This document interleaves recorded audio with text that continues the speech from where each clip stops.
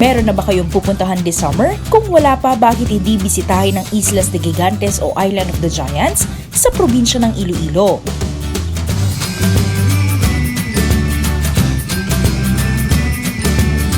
Mahigit kumulang 1 oras na boat ride mula sa Carles Port ay mararating mo na ang mga isla nito.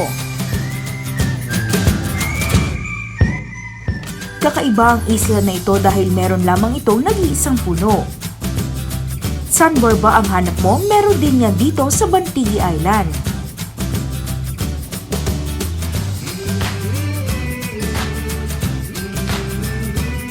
Maaari din mag-snorkeling at makipaglangoy sa mga isla sa Antonia White Sand Beach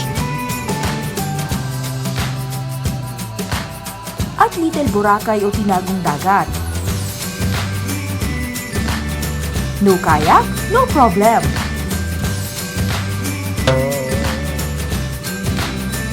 Mamamangha ka rin sa natural saltwater pool at rock formation sa Tangke Saltwater Lagoon.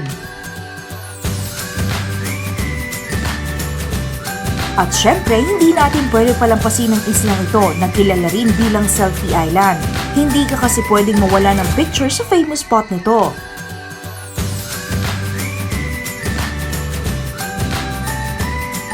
Gutom na sa pamamasyal?